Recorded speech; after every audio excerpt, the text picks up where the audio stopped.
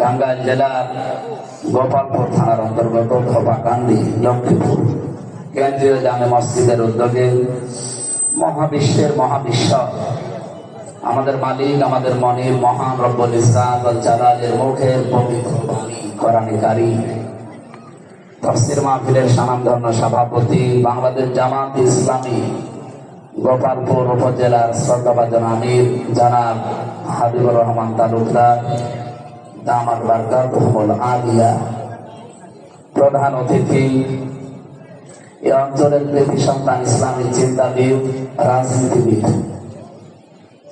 বাংলাদেশ জামাত ইসলামী মনোনীত জাতীয় সংসদ সদস্য পদপ্রার্থী সেক্রেটারি বাংলাদেশ জামাত ইসলামী টাঙ্গাইল জেলা শাখা পরিচালক এ বাংলাদেশে মনে হয় 201 গম্বুজ মসজিদে একটাই আছে নেই কোথায় আন্দাজে বলেন এইটাই এই মসজিদের সম্মানিত পরিচালক বড় ভাই জনাব মাওলানা হুমায়ুন কবির দামাত বারকাতুহুল আলিয়া এ মাহফিলে আসার কথা ছিল, হয়তো সময়ের অভাবে আসতে পারেননি। আপনাদের এলাকার কৃতি সন্তান সাবেক মন্ত্রী সংসদ সদস্য আমার জেলহাজ ভাই, একসাথে হজ করলে আলহাজ ভাই বলে না, আরাফাতের ভাই বলে। উনি আমার সাথে জেলে ছিলেন, আমরা এক জায়গায় ছিলাম।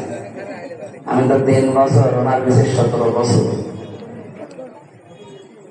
এই নির্যাতিত মাসলুম মানুষটা আলহাজ আব্দুল সালাম পিন্টু আতালাল্লাহু আমরাহু ওয়া বারাকাল্লাহু ফি হায়াতি, বলেন আমিন। এই মাহফিলে এতক্ষণ পর্যন্ত যিনি কোরআন থেকে আলোচনা রাখলেন, চুয়াডাঙ্গা থেকে আগত কেন্দ্রীয় সদস্য বাংলাদেশ মাজলিসুল মুফাসসিরিন যারা মাওলানা আবু সাদ গফারি দামাত বারকাতুহুল আলিয়া, কেন্দ্রীয় সদস্য দিলে এটার জেলা সহ সভাপতি দেওয়া লাগে। কোথায় কেন্দ্র আর কোথায় জেলা, কারা লিখেছে? কোন কিছু লিখতে হলে চিন্তা ভাবনা করে দেখবেন। আল্লাহ তাআলা বলেন, আমি কলমের কসম দিলাম এবং কলম দিয়ে লেখকরা যা লেখে ওইটারও কসম দিলাম। খুব গুরুত্বপূর্ণ বিষয় লেখাটা। এই পৃথিবীতে আপনি হয়তো মারা যাবেন, কিন্তু যা লিখে যাবেন ওইটা তো আর মারা যায় না। ওটা মারা যায়, ওটা আফসোস করবে মানুষ। হাত্তা ইদা জাআতুহুমুস সাআতু বাগতাতান ক্বালু ইয়া হাসরাতানা আলা মা ফাররাতনা ফিহা। হঠাৎ করে যখন তাদের কাছে, এখানে সাআতুনের অর্থ দুইটা, একটা কিয়ামত আর একটা মৃত্যু। যখন মরণ চলে আসবে তাদের কাছে, তার পেছনের জীবনের দিকে একটু ঘাড় ঘুরিয়ে দেখবে আর আফসোস করবে যে কি মাঠিয়েছে।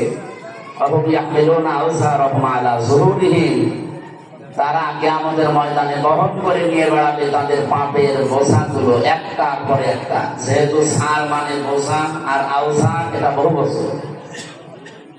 এখানে লেখক যারা, সাংবাদিক যারা, ইউটিউবার যারা, এই সমস্ত মানুষদেরকে বলছি, যা লিখবেন, যা প্রচার করবেন, চিন্তা ভাবনা করে। কারণ এইটাই আপনাকে জান্নাতে নিয়ে যাবে অথবা এইটাই আপনাকে জাহান্নামে নিয়ে যাবে।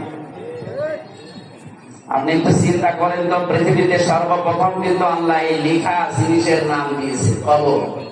পৃথিবীর সর্বপ্রথম তৈরি করা জিনিসের নাম কি? বলেন বলেন। আমরা অনেকে জানি যে আউয়ালু মা খালাকাল্লাহু নূরি, সর্বপ্রথম আল্লাহ আমাদের নূর বানিয়েছে। না, এটা জাল হাদিস। এটা হাদিসের নামে জালিয়াতি, অথবা এর সনদ মতন ঠিক নেই। এর মতন ঠিক থাকলেও সনদ ঠিক নেই। কথাটা কিন্তু ভালোই আছে, আউয়ালু মা খালাকাল্লাহু নূরি, সর্বপ্রথম আল্লাহ নবীর নূর বানিয়েছে। কথাটা তো ভালোই লাগছে। কিন্তু কোরআন আর হাদিস বলে সর্বপ্রথম আল্লাহ কলম বানিয়েছে। কেন? আমি চিন্তা করে দেখেছি, পৃথিবীর যত ভালো কাজ আর মন্দ কাজের মূলে এই কলম। আব্দুল সালাম পিন্টু সাহেবকে 17 বছর এই যে অন্ধকার জীবনে রেখে দিয়েছিল একটা আবদ্ধ ঘরে। কি দিয়ে? আমার জীবনের 3টা বছর কেড়ে নিল বিনা কারণে। কি দিয়ে? যারা জমি জাল দলিল করে নেয়। কি দিয়ে? না এই এলাকায় মনে হয় জমি এখন চাল দলিল হয় না। বহু মানুষ আছে দেখতে ভালো লাগে, যে ভাইয়ের জমি আসতে করে নিজের নামে চাল দলিল করে লিখে দিচ্ছে। যারা এই যে শরীর ফাঁকি দেয়, নিজের ভাই হোক, বোন হোক, মেয়ে হোক, ফুফু হোক, শরীর যারা ফাঁকি দিয়েছে, স্পষ্ট কথা, আপনার দুইটা ক্ষতি হবে। ওই দিন থেকে কোনোদিন আর জীবনের কোন ইবাদত আল্লাহর দরবারে কবুল হবে না। শরীর যারা ফাঁকি দেয়, একজন আমার হাত তালি বেশ মনে হয় ঝামেলা দিয়েছে। 2 নম্বরে, আপনি যখন মারা যাবেন আপনার ঈমান নসিব হবে না, আপনি বেঈমান হয়ে পারবেন। বলেন তো, অন্য বছরের কথা বাদ দিলাম, এই 17 বছর যারা দায়িত্বে ছিল, এরা কত কিছু মেনে খেয়েছে মানুষের, হয় ভাইয়েরটা, বোনেরটা, সন্তানেরটা, ফোফরটা, না জনগণেরটা। যারা জনগণের সম্পদ এভাবে মেনে খেয়েছে, এক পদ্মা সেতু বানাতে যদি 1000 কোটি টাকা লাগে, আপনি টাকা নিয়েছেন 3000 কোটি টাকা, ওইটা দিয়ে আরো 3টা বানানো যেত।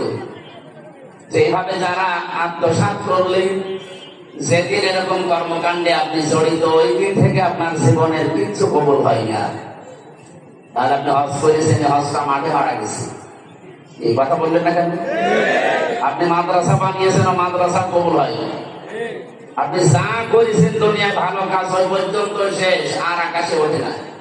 2 নম্বরে, আপনি যখন মারা যাবেন, এই সম্পদ গুলো তাকে ফেরত না দিয়ে, এই হক যদি আদায় না করে মারা যান, আপনি ঈমান পাবেন না, বেঈমান হয়ে মরবেন। তিরমিজি শরীফের এই হাদিসকে আমি মানিয়ে বললাম, জবাব দেন, মানিয়ে বললাম। আমাদের জীবনে যেন এর পুনরাবৃত্তি না ঘটে। আবার যারা করেছে তো করেছে, মরেছে, আমরা যেন আর না করি। আগে আমরা আবার করার জন্য প্রস্তুতি নেব, আমরা সতর্ক হবো ইনশাআল্লাহ। অনেক মানুষের যে মেয়েরা বিভিন্ন জায়গায় যারা বোনের জমি মনে করেছে, বোনের জমি নয়, মাঠের তা দিলাম, বাড়িটাও দেওয়া লাগবে। কেন? ওইটা কি আপনার বাবা জন্ম দেয়নি, নাকি ও কি ডাউনলোড করে নিয়ে এসেছে? আপনি বাবা জন্ম, এই জন্য আপনার জমি সব জায়গায় পাবেন, বাড়ি পাবেন, মাঠে পাবেন। আর মেয়েটা আপনার বোন না, ওরা আপনার বাবা জন্ম দেয়নি, ওরা শুধু মাঠের তা দেবেন আর বাড়িটা বলবেন তোর জন্য দোয়া করে দিলাম, যা মাঝে মাঝে আসবি। একটা কথা হইল, সাহাবায়ে কেরাম যখন জমি জায়গা বাড়ি ঘর ভাগ করতে, খাবারের জন্য যে পানি খেতে গ্লাস লাগে, এই গ্লাস পর্যন্ত বোনকে ভাগ করে দিতে। এরকম মানুষ দেশে পাওয়া যায় খুব কম। এই কথা বললে না কেন? আরে এইটা আসল জিনিস। নামাজ তো মানুষ এমনি পড়বে, রোজা তো মানুষ রাখবে, কিন্তু এই বাস্তবতার ইবাদত গুলো মানুষ অধিকাংশ গুলো করতে চায় না। বলি এ আর কি, এতটুকুই কিছু হবে, হবে না মানে আপনি টের পাবেন যখন দেখবেন মারা যাওয়ার পরে যে কিছুই কবুল হয়নি, তখন টের পাবেন। আল্লাহ আমাদেরকে তুমি বাঁচাও, বলেন আমিন। এই কলমের দ্বারা শত অপরাধ দুনিয়াতে হয়, পৃথিবীর অন্য কিছু দিয়ে এত অপরাধ হয় না। আর এই কলম দ্বারাও শত ভালো কাজ হয়, পৃথিবীর অন্য কিছু দিয়ে এত ভালো কাজ করা যায় না। হুমায়ুন আহমেদের নাম শোনেননি? এটা মনে হয় টাঙ্গাইল না? ওর বাড়ি ছিল মনে হয় নেত্রকোনা। উনি যতগুলো বই লিখেছে তার ভেতরে অন্যতম একটা বই পবিত্র ভালোবাসা। পড়েছে কোনদিন? আমি উপন্যাস পড়েছিলাম, পরবর্তীতে এটা দিয়ে সিনেমা বানিয়েছি। বাংলাদেশে নেকেড মহিলা যত আছে তার ভেতরে অন্যতম একজন, রাজশাহী বাড়ি, ওই মহিলাকে দিয়ে নায়িকা বানিয়েছে এবং নায়ক বানিয়েছে চট্টগ্রামের একজনকে দিয়ে। হিন্দুর পাঠ দিয়েছে তাদের। আর এই মুসলমান বোরকা পরা একটা মেয়ে, কলেজের ছাত্রী, আর এই হিন্দু এই বেটার সাথে মন দেওয়া নেওয়া, শেষ পর্যন্ত তারা পালিয়ে বিয়ে। এই যে হিন্দু আর মুসলিম দুইজন ছেলে মেয়ে বিয়ে করেছে, এই বিয়ে কি জায়েজ? বলেন বলেন। ওয়ালা তানকিহুল মুশরিকিনা হাত্তা ইউমিনু, যতক্ষণ পর্যন্ত একজন অমুসলিম এই ঈমান গ্রহণ না করবে তার সাথে আত্মীয়তা করা জায়েজ নেই একজন মুসলিম। এই ঘোষণাকে আমি মানালাম। বলেন বলেন। আমরা দেখেছি বাংলাদেশে অনেকে এই কাজ করেছে, ছেলে মুসলমানের, মেয়ে খ্রিস্টানের। এটা আমি বানালাম না, এদেশে হয়নি, কি বিয়ে হয়েছে? কোরআন হাইলাইট করে আপনি কোরআনকে বাদ দিয়ে পারিবারিক জীবন গঠন করলেন আর বলেন যে আমি দেশপ্রেম দেখিয়েছি, আমার পোশাক আশাক যা আছে সব বিদেশি, আমার মাথার যে ক্যাপ ছিল ওটা বিদেশি, সকালবেলা যে বিরাজ করে আসেছে ও বিরাজও বিদেশি, প্রেস বিদেশি, পায়ের জোতা থেকে শুরু করে মাথার সব কিছু বিদেশি, বিয়ে করেছে বিদেশি, সন্তানাদি বিদেশি, আর দাবি করে দেশি। এরকম মানুষ দেশে ছিল না? বলেন। আমাদের এখানে শিক্ষা নেওয়া দরকার। এই যে লোকটা বই লিখে চলে গেল, এই মুসলিম মেয়েটাকে, এই বোরকা পরা মেয়েটাকে কালার করার জন্য বইটা লেখা হয়েছে যে মুসলমানদের বোরকা পরা মেয়েরা, পর্দাশীল যারা পর্দাশীলা এই মহিলারা কত নিচে নামতে পারে। এই সিনেমাটা প্রায় 4,500 ভাষায় রূপান্তর হবে, বিভিন্ন দেশে যাবে, ডাবিং হয়ে ওই দেশের ভাষায় মানুষ দেখবে।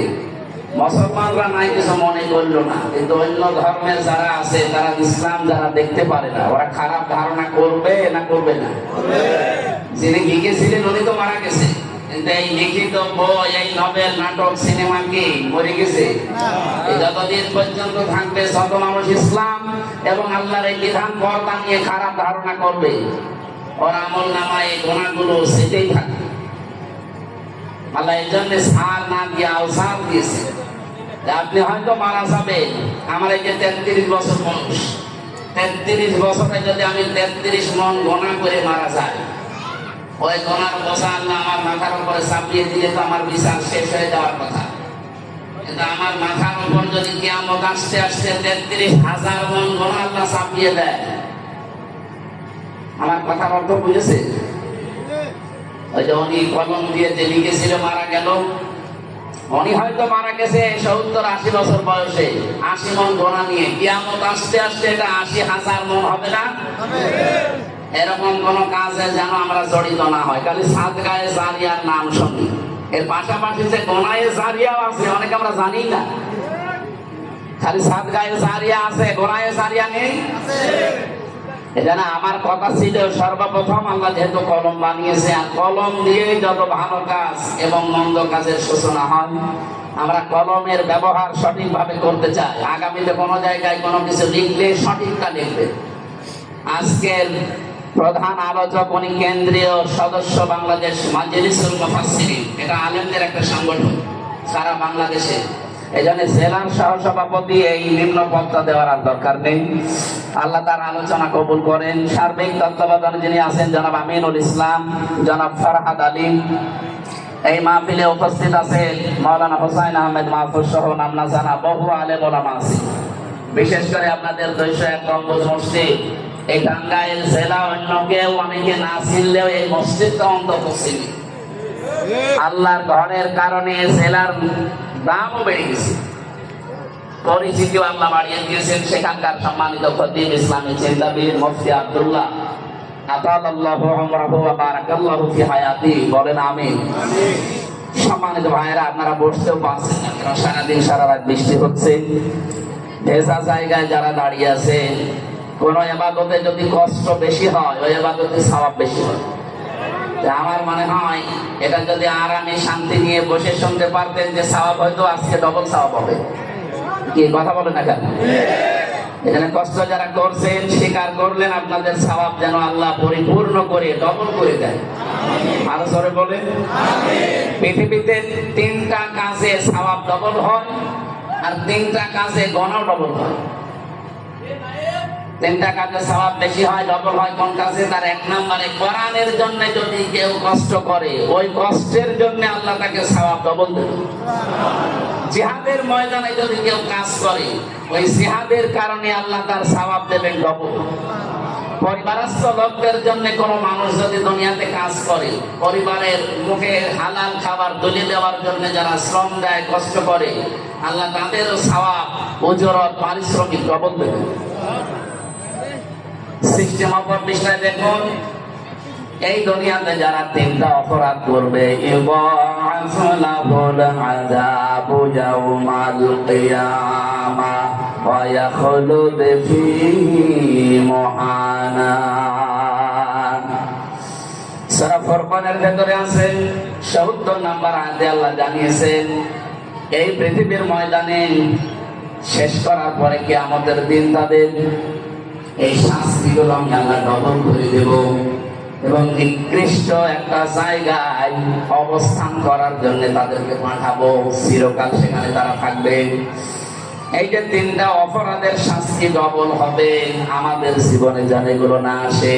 ওয়াল্লাযীনা লা ইয়াদউনা মা'আল্লাহি ইলাহান আখার। এক নম্বরে দুনিয়াতে যারা আল্লাহকে ডাকে কিন্তু তার পাশাপাশি অন্য কাউকে ডাকে। আপনি আল্লাহকে একেবারেই ডাকে না, তাআলা ওয়াল্লাযীনা লা ইয়াদউনা মা'আল্লাহ, মা মানে সঙ্গে সাথে, আল্লাহকে ডাকে ইলাহান আখারা, কিন্তু অন্য কাউকে এর সাথে তারা জড়ি দেয়। আর এই গণাটা সবচাইতে বেশি বাংলাদেশ আর ভারতে।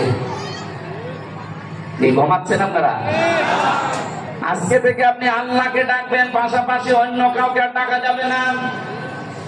বিভিন্ন দরগায় বিভিন্ন মাজারে কত জায়গায় দেখবেন দরবারে আল্লাহকে ডাকছে, পাশাপাশি আর একজনকে জুড়ে দেয়। এটা ব্রাহ্মণবাড়িয়া কুমিল্লা এলাকায় বেশি পাবেন। কিছুক্ষণ আল্লাহর নামে ডাকাডাকি করার পরে দেখবেন আলী বাবা, শাহ আলী বাবা, কেল্লা বাবা, ফতে বাবা, খাজা বাবা, ন্যাংটা বাবা পর্যন্ত বলে। একটা মানুষ যদি ন্যাংটা হয় ওরা দেখলে আপনি বাবা বলবেন না, দাঁড়িয়ে দেবেন, সেটাও অনেকের কাছে বাবা। এই যে আপনি আল্লাহর নামের পাশাপাশি কিছুক্ষণ পরে অন্য কাউকে ডাকলেন, আপনার শাস্তি ডবল হবে। আপনি বুঝে ডাকেন আর না বুঝে ডাকেন। যেহেতু এতদিন অনেকে জানতেন না, আজকে জানলেন। এমনকি সূরা আরাফের ভেতরে কড়া নিষেধ, ওয়ালিল্লাহিল আসমাউল হুসনা ফাদউহু বিহা ওয়া যারুল্লাযীনা ইউলহিদুনা ফি আসমাই। সূরা আরাফের 181 নম্বর আয়াতে আছে রব্বুল আলামিন বলেন এই পৃথিবীর ময়দানে আমার বহু সুন্দর সুন্দর নাম আমি পাঠিয়েছি, ডাকো, যে নামে পারে ডাকো। কিন্তু সাবধান, আমার নামকে যারা ইলহাদ করেন, যারা পরিবর্তন করে দেয়, উল্টা পাল্টা করে ডাকে, তাদের সাথে ডাকবা না। এখানে আল্লাহকে ডাকতে হলে তার নির্ধারিত যে নামগুলো আছে, আল্লাহর নাম আছে তাফসীরের ভেতরে প্রায় 5000। আর ওই কায়দা পড়তে গিয়ে পাবেন কমপক্ষে 99টা। যে কোনো নামে আমরা ডাকতে পারি আল্লাহকে। ইয়া রহমান বলেন, ইয়া রহিম বলেন, ইয়া গফুর বলেন, ইয়া গফফার বলেন, কিন্তু ইয়া আলী বাবা বলা যাবে? বলেন বলেন। আপনি আল্লাহর জিকির করতে হলেও স্পষ্ট ভাবে করবেন, এলহাদ যেন না হয়। আল্লাহু আকবার বলবেন, শুধু আকবার আকবার বলে জিকির নেই। সুবহান আল্লাহ বলে জিকির করা লাগবে, সুবহান সুবহান বলে কোনো জিকির নেই। আলহামদুলিল্লাহ শুধু আলহামদ বলে হবে না। লা ইলাহা ইল্লাল্লাহ, লা ইলাহা কোনো জিকির নেই। আছে? বলেন বলেন। এই কালিমাকে খণ্ডন করা যাবে না, পুরাপুরি করবেন। লা ইলাহা ইল্লাল্লাহ, জবান বলে কালিমাটা পড়েন। লা ইলাহা ইল্লাল্লাহ, লা ইলাহা লা ইলাহা ইল্লাল্লাহ, লা ইলাহা ইল্লাল্লাহ মুহাম্মাদুর রাসূলুল্লাহ। জিকিরের যে 4টা শব্দ বললাম, যদি জিকির করতে চান জীবনে এই 4টা শব্দ দিব। সুবহানাল্লাহ, আলহামদুলিল্লাহ, আল্লাহু আকবার, লা ইলাহা। এর বাইরে কোন শব্দ নেই জিকিরের। যদি থাকে ওটা দোয়া দরুদ। আল্লাহর নামের ব্যাপারে কোনো ছাড় নেই। আমার মনে হয় এই টাঙ্গাইল, এরপরে ঢাকা এলাকা, এগুলো এই সমস্যাটা একটু কম আছে। তারপরেও সচেতন করলাম, যদি এরকম কোন ভ্রান্ত ধারণায় কেউ থাকে, আপনার শাস্তি কিন্তু ডবল হবে। দুই নম্বরে ওয়াল্লাযীনা লা ইয়াদউনা মা'আল্লাহি ইলাহান আখর ওয়া লা ইয়াকতুলুনা আন-নাফসাল্লাতী হারামাল্লাহু ইল্লা বিল হক। এই পৃথিবীতে যারা অন্যায়ভাবে মানুষকে হত্যা করে, এটা দেশে ছিল না? কিছু না করলেও 2732 জনের তালিকা সরকারি ভাবে প্রকাশ হয়েছে। এইটা তো হত্যাকারী। আপনি সরাসরি করেছেন অথবা ইঙ্গিত দিয়েছেন, কথা বলেন না কেন? এজন্য হত্যার সাথে যারা জড়িত তাদের শাস্তি ডবল হবে। এখান থেকে যদি পরিত্রাণ পেতে চান, যারা হত্যার সাথে জড়িত, এই 54 বছরের হিসাবে বলছি, যারা হত্যার সাথে জড়িত মানুষকে অন্যায় ভাবে, 1 নম্বরে আপনি 10 বছর, 20 বছর, 30 বছর জেল খাটলেই মাপ পাবেন না। এটা সরকারের হিসাব। আর আল্লাহর হিসাব হচ্ছে যাকে মেরে ফেলেছেন তার বাবার কাছে, তার ছেলের কাছে, তার মা বাবা, স্ত্রী, সন্তান, এদের কাছে আপনাকে মাপ চাওয়া লাগবে। ওরা যদি বলে না 50 লাখ টাকা দিতে হবে, আপনাকে তাই দেওয়া লাগবে। আমার কথা বোঝা গেছে? আমাদের দেশে যদি এটা থাকতো না, এই হত্যা কমে যেত। মানুষ মেরে ফেলে একেবারে অন্যায় ভাবে পিটিয়ে, ধরে নিয়ে যায় পুলিশে, জেলখানায় দেয়। কিছুদিন পরে দেখা যাচ্ছে ফাঁসির আসামি ছিল, তারপরও বের হয়ে চলে আসে। এমনকি 15.5 বছরে বহু মানুষ রাষ্ট্রপতির বিশেষ ক্ষমায় বের হয়ে গেছে। না, হত্যার যে বিচার, এটা বাংলাদেশে দরকার। আল্লাহ তো জানে মানুষের দুর্বল জায়গা কোনটা। এই অবৈধ হত্যা বন্ধ করার জন্য শুধু ওয়াজ করে সম্ভব না, এটা আইন পাস করে ওটা কার্যকারী ভূমিকা দেওয়া দরকার। স্বাধীন হওয়ার পর থেকে যদি সংসদে এই আইনটা থাকতো, কুতিবা আলাইকুমুল কিসাসু ফিল কাতলা, তাহলে এই দেশে এই 54 বছরে যত অবৈধ হত্যা হয়েছে একটাও হতো না। আপনি জানেন অবৈধ একটা হত্যা করার পরে তার পরিবারের অবস্থা কি হয়? 3 নম্বরে ওয়ালা ইয়াসনুন, তারা জেনা করে না। এজন্য জেনার শাস্তি কিন্তু ডবল। যারা দুনিয়াতে জেনা করবে, জেনা শুধু লজ্জার স্থানেরটাই না, হাতের আছে, মুখের আছে, চোখের আছে, হৃদয়ের আছে, বিভিন্ন জেনা আছে। জেনাগুলো থেকে আমরা মুক্ত থাকবো ইনশাআল্লাহ। তাহলে 3টা কাজে সওয়াবও হয় ডবল, 3টা কাজে শাস্তিও হয়। আল্লাহ আমাদেরকে মেনে চলার তৌফিক দিন, আমিন। আজকের তেলাওয়াত কিন্তু আয়াত আপনাদের পরিচিত সবাই, আমার মনে হয় অনেকেই মুখস্থ আছে। সূরা মাউন 7টা আয়াত দিয়েছেন আল্লাহ, গুরুত্বপূর্ণ কিছু তথ্য দিয়েছেন এই আয়াতের ভেতরে। মসজিদের জন্য দিয়ে দেন, মুক্ত হস্তে আগে দান করেন, এরপরে আমরা সূরা মাউন থেকে কথা বলা আরম্ভ করব। আপনাদের যদি স্বেচ্ছাসেবক থাকে তারা করে দেন। আপনারা একটু টাকা বের করে রাখেন যদি দিতে চান। মসজিদ মনে হয় এখনো কমপ্লিট হয়নি, তৈরি হচ্ছে। একটু দয়া করে যারা যাচ্ছে তাদের কাছে তাড়াতাড়ি 2-4 মিনিটে শেষ করবেন, আমরা শেষ করব, আরম্ভ করবো ইনশাআল্লাহ। সুবহানাল্লাহ, সেই হিসাবে আমরা একটু ফল খেয়ে নি, বলেন তো সুবহানাল্লাহ, আলহামদুলিল্লাহ, লা ইলাহা ইল্লাল্লাহ, সুবহানাল্লাহ, আলহামদুলিল্লাহ, লা ইলাহা ইল্লাল্লাহ। হয়েছে? হ্যাঁ, যে যেখানে যা পেয়েছেন কমিটির কাছে জমা দেন। লা ইলাহা ইল্লাল্লাহু মুহাম্মাদুর রাসূলুল্লাহ। টাঙ্গাইল ভাষায় সূরা মাউন, মাউন শব্দের শাব্দিক অর্থ ব্যবহারিক জিনিসপত্র। রব্বুল আলামিন বলেন আরাআইতাল্লাযী ইউকাযযিবু বিদ্দীন, আরাআইতা হরফে ইসতিফহাম, প্রশ্নবোধক চিহ্ন। এটা ইন্টারগেটিভ সেন্টেন্স। আল্লাহ প্রশ্ন দিচ্ছেন, হে নবী আপনি কি দেখেছেন ওই মানুষগুলো যারা কিয়ামতের দিন যে বিচার হবে এটা বিশ্বাস করে না, কিয়ামত যে আছে এটা বিশ্বাস করে না, আপনি কি এরকম মানুষ দেখেছেন? বিশ্বনবী বলেন, কই, আমার সাথে যারা চলাফেরা করে, আমার আশপাশে থাকে, এদের ভেতরে তো আমি আচরণ পাই না। এরা তো মনে হয় যে কিয়ামতে বিশ্বাসী। এখানে আমরা যারা আছি কিয়ামত হবে বিশ্বাস নেই, কার হাত বলেন তো? আছে? নেই? তার মানে এখানে নারী পুরুষ যারা আছে অন্য ধর্মের হয়তো লোক নেই, এই জন্য আমরা বিশ্বাস করলাম যে কিয়ামত হবে। এমনকি হিন্দু ভাইরা যারা আছে তারা কিয়ামত হয়তো বিশ্বাস করে না, কিন্তু পুনরুত্থান বিশ্বাস করে, আমাদের আবার ওঠা লাগবে। এইটাই তো আমরা বিশ্বাস করি যে আমাদেরকে আবার ওঠা লাগবে। ওদের বিশ্বাস হচ্ছে পৃথিবীতে আমাদেরকে আবার ফেরত পাঠানো হবে আমাদের ভালো কাজ মন্দ কাজের কারণে। ভালো কাজ করলে ভালো ভালো মানুষ করে পাঠাবে, আর মন্দ কাজ করলে কুকুর শিকার বিড়াল করে পাঠাবে। তা আমাদের বিশ্বাস আমাদের মারা যাওয়ার পরে আবার ওঠা লাগবে। সুম্মা ইলাইনা তুরজাউন, এরপরে আবার ফিরে যাওয়া লাগবে আল্লাহর কাছে। সাহাবীরা জিজ্ঞাসা করলেন, হে নবী, এই আয়াতটা নাযিল হওয়ার পরে আল্লাহ কি আপনাকে আর কিছু জানিয়েছে? নবীজি বললেন, এ পর্যন্ত নাযিল হওয়ার পরে ফেরেশতা জিবরাইলের সাথে আমার কথোপকথন হচ্ছিল। দেখো, আমি তো কিয়ামতের অবিশ্বাসী মানুষ আমার সামনে পাই না, আমার আশপাশে যারা আছে এরা তো সব দেখি কিয়ামতে বিশ্বাসী।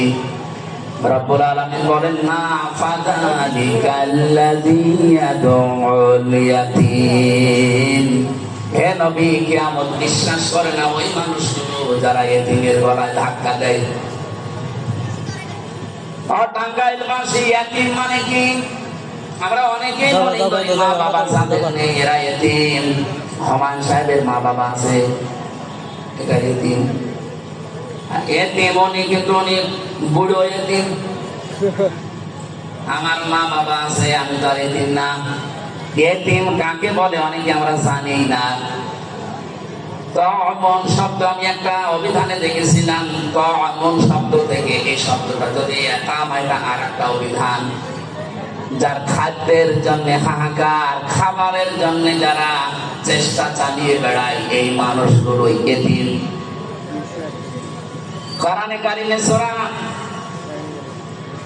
তালাবের ভেতরে আমি তাফসীর পড়তে গিয়ে একটু আশ্চর্য হয়ে গেছি এখানে আমার নিজের কাছে। আল্লাহ পাক বলেন, দুনিয়াতে সফল হওয়ার জন্য কত মানুষ কত লাইনে কাজ করে। আপনি কি জানেন যারা সফল হবে তাদের কাজ দুনিয়ায় কি কি হবে? ফালাকতা হামাল আকাবাতা ওয়া মা দারাকা মাল আকাবা। হে নবী, ওরা গিরিপথ পাড়ি দিতে রাজি না, অথচ এই গিরিপথ, এই কঠিন দুর্গম পথ পার হয়ে আমি আল্লাহর জান্নাত অপেক্ষা করছি। তো পৃথিবীর অধিকাংশ মানুষ এই গিরিপথ, এই দুর্গম পথ পাড়ি দিতে রাজি না। আপনি কি জানেন সে পথটা কি?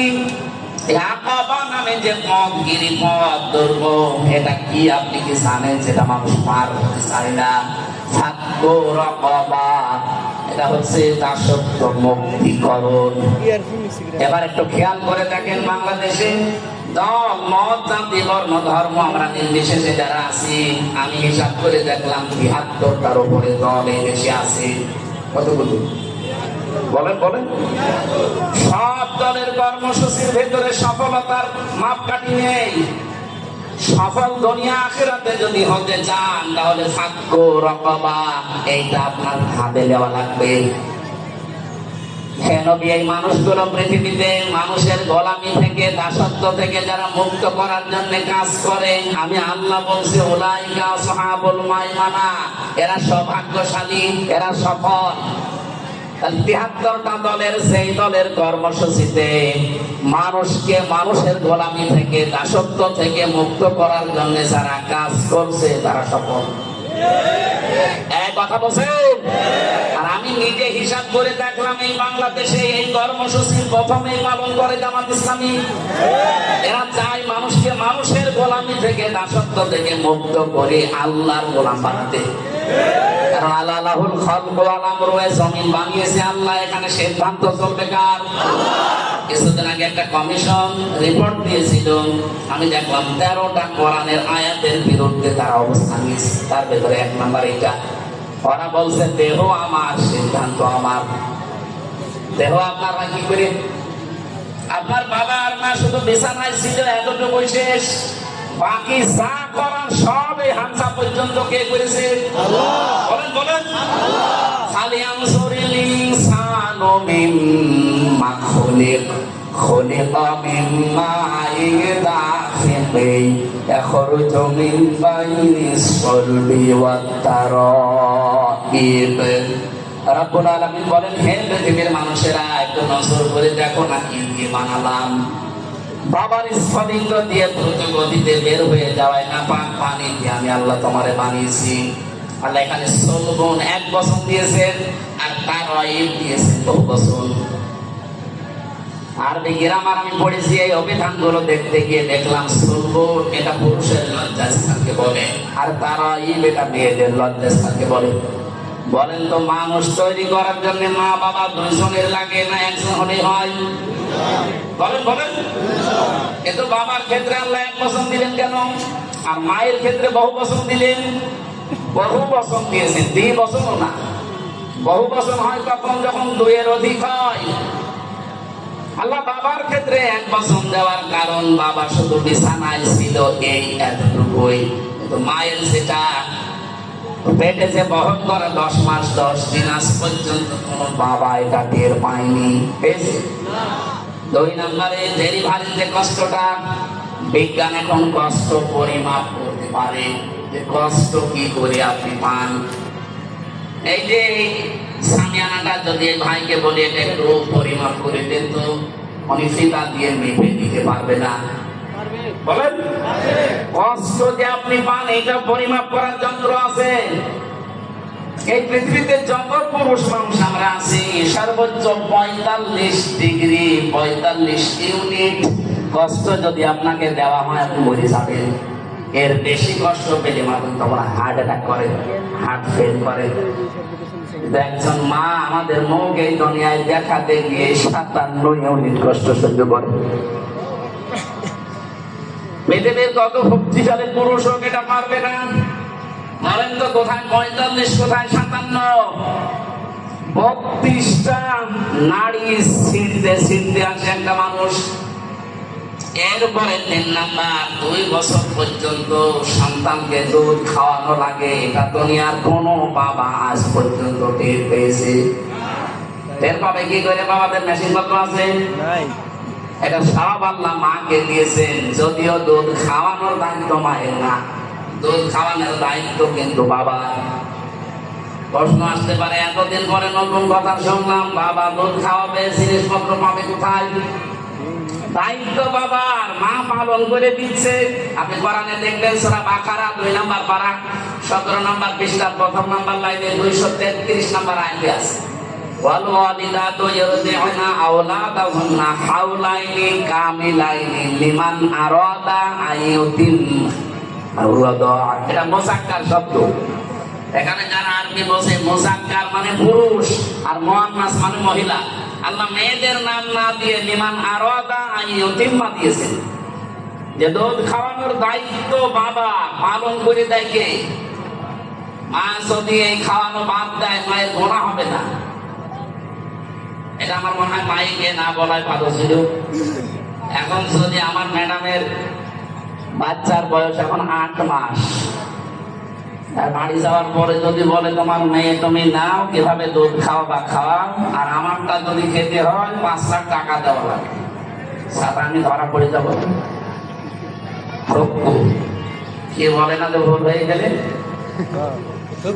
এটা আমার মনে হয় মাইকে বলা ঠিক করে না, এটা কাটিং করে দিই। দুধ খাওয়ানোর দায়িত্ব পেলাম কার বলেন তো? বাবা। মা পালন করে দিচ্ছে 2 বছর পর্যন্ত। এই যে 3টা কষ্ট দুনিয়ায় কোনো বাবা পায়নি, এই জন্য আল্লাহ তারাই বহু বছর দিয়েছে। নবীজি আয়াতের ব্যাখ্যা করতে গিয়ে জানিয়েছেন, পৃথিবীতে বাবার চাইতে মায়ের সম্মান কমপক্ষে 3 গুণ আল্লাহ বেশি দিয়েছে। হক, তাদের মর্যাদা, সম্মান আল্লাহ আমাদের মায়েদের প্রতি যে হক আছে, এগুলো পালন করার তৌফিক দান। বলেন আমিন। আমি যে কথা জানাচ্ছিলাম, পৃথিবী তৈরি করেছে আল্লাহ, এখানে বিধান দেওয়ার ক্ষমতা একমাত্র কার? সুতরাং আমরা যদি সফল হতে চাই, তাহলে এই কাজ আমাদেরও হাতে নেওয়া লাগবে। আমরা চাই মানুষকে মানুষের গোলামি থেকে, মানুষের দাসত্ব থেকে মুক্ত করে আল্লাহ কাজ মানব। আর এই কর্মসূচি জামাত ইসলামী বাংলাদেশের হাতে আছে। তারা চায় জমিন আল্লাহর বিধান চলবে কার?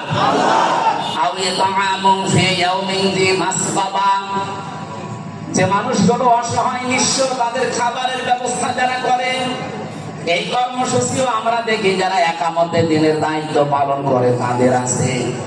আগস্টের 5 তারিখের পরে কত জায়গায় বন্যা, জলোচ্ছ্বাস, কত জায়গায় দুর্ভিক্ষ পর্যন্ত লেগেছিল ফেনীতে, কুড়িগ্রামে। এই দেশে সবাই কম বেশি চেষ্টা চালিয়েছে, বাংলাদেশ জামাত ইসলামী সর্বোচ্চ এগিয়ে গেছে। কারণ তারা জানে সফল হতে হলে এই কর্মসূচি হাতে নেওয়া লাগবে। আমি জামাতের কর্মজীবন দেখেন না আপনারা, মুরব্বী মানুষ, 60, 62, 64 বছর বয়স, দাড়িগুলো পেকে, চুল পেকে সাদা হয়ে গেছে। এ পর্যন্ত পানির ভেতরে নেমে পড়ি গ্রামে ফেনীতে খাবার দিয়ে বেড়াচ্ছে। একটা করে এখানে 5টা কর্মসূচির কথা আছে। আমার যেহেতু আর একটা কাজ আছে, এই জন্য আমরা খুব তাড়াতাড়ি করছি। কিয়ামত তারা বিশ্বাস করে না যারা এতিমের গলায় ধাক্কা দেয়, এতিমের খাবারের ব্যবস্থা করে না। এতিম আঙ্গা মাকরাবা, নিকট আত্মীয়র ভেতরে যারা এতিম অসহায়, এই মানুষগুলোর পেছনে পাশে দাঁড়ানোর কথা আল্লাহ জানিয়েছেন কোরআনে। এরপরে ফাযালিকাল্লাযী ইয়াদউল ইয়াতীম দেওয়ার পরে দিয়েছেন ওয়ালা ইয়াহুদ্দু আলা তুআমিল মিসকিন। হে নবী, যারা মিসকিনকে খাবার দেয় না, এখানে সাকাম থেকে এসেছে শব্দটা, বসবাস করার জায়গা নেই যাদের, এই মানুষগুলোকে ঘরও নেই, এদেরকে মিসকিন বলা হয়। যারা মানুষের মাথা গোঁজার ঠাঁই তৈরি করে দেয়, কিন্তু বাস্তবতা আমরা দেখি অনেকের ঘর আরো কেড়ে নেয়। তার মাথা গোঁজার ঠাঁই তৈরি করে দেওয়া, এতিম অসহায় যারা মিসকিন, এই মানুষগুলোকে নিজে খাবার দেওয়া, খাবারের জন্য উৎসাহ তৈরি করা। এই কর্মসূচিগুলো আমরা দল মত নির্বিশেষে যেন হাতে নিতে পারি, তাহলে আপনি কিয়ামতে বিশ্বাসী। আর যদি এই কাজগুলো না করেন, আপনি যতই নামাজ পড়েন, রোজা রাখেন না, আপনি কিয়ামত বিশ্বাস করেন না।